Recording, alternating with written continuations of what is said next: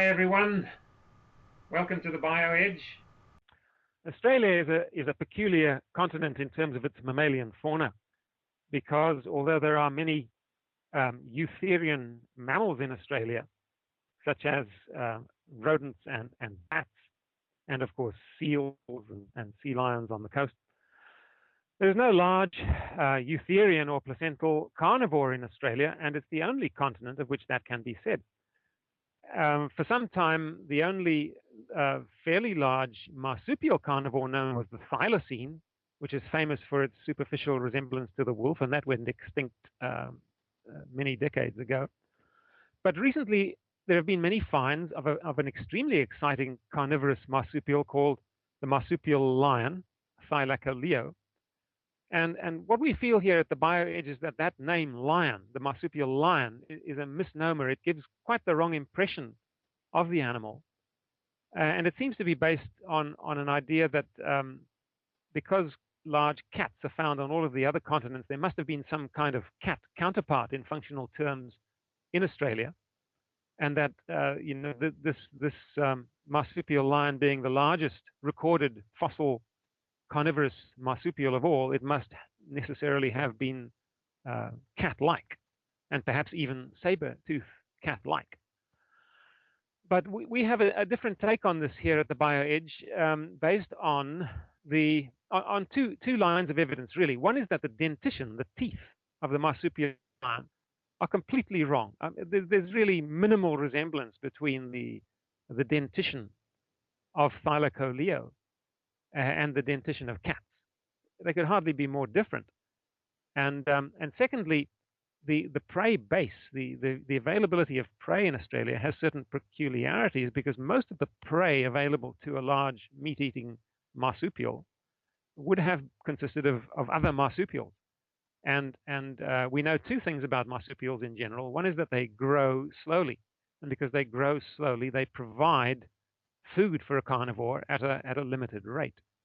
So it's very difficult to be a carnivore in a marsupial dominated continent, because the productivity of your prey is limited, and because mammals have to eat frequently, that can be a problem. And secondly, the marsupial prey base itself carries its young around in pouches. Instead of gestating its young as fetuses in the womb, it gives birth to young the marsupial gives birth to young at a premature stage, and then carries the young around in a pouch where there's effectively an externalized womb.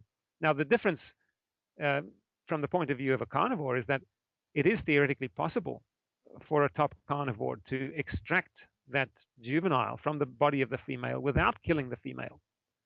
And so you could theoretically be a pouch harvesting carnivore, be specialized as being a pouch harvesting carnivore in Australia in a way that would not be possible on any other continent, where you would have to kill the mother in order to extract the fetus from the womb.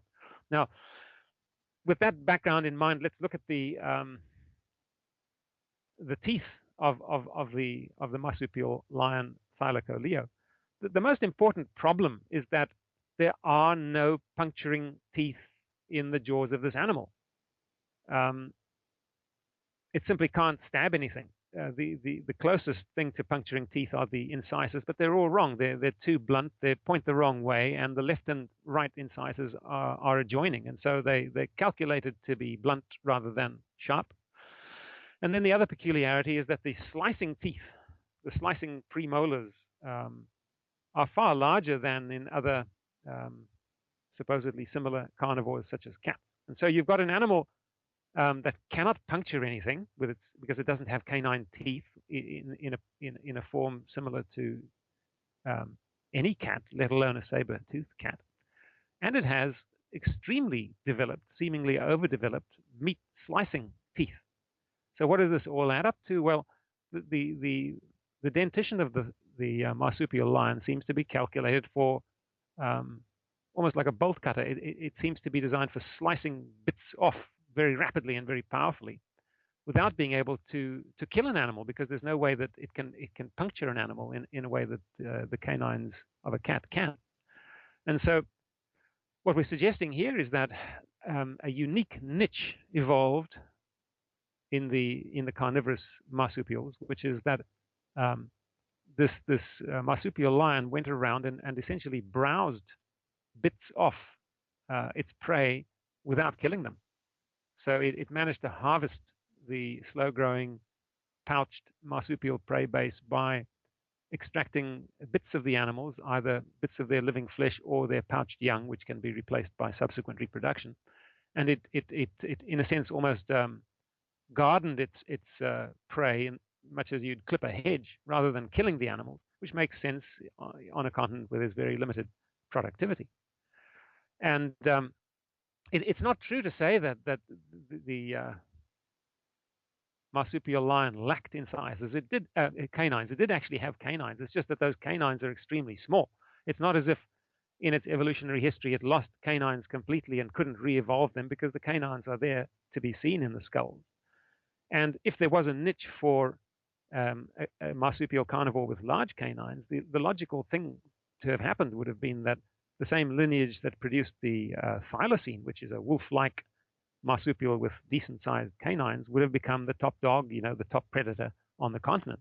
Instead, what we have is the marsupial lion, which is more closely related to the koala than to the thylacine. And that seems to fit, because the koala is a specialized browser. And so what you've got in Australia, it seems to us at the BioEdge, is the world's only example of a browsing lineage that has turned top carnivore by applying the browsing habit to its prey base. And that to us makes more sense in terms of adaptive theory, because we no longer have to look at the dentition of this animal as an evolutionary accident, but now we can see the dentition as fully adaptive, given the peculiarities of the evolutionary arena in which Thylacoleo actually arose. So that's some food for thought about a very exciting animal, which remains very mysterious, but at least now has many fossil specimens to go on. We now have documented this animal quite clearly in the fossil record, and so we really can begin to analyze its skeleton and to think about cause and effect in its real niche when it was alive several tens of thousands of years ago and throughout the Pleistocene. All right, that's all from Exploring the BioEdge this time, and looking forward to seeing you next time. Bye.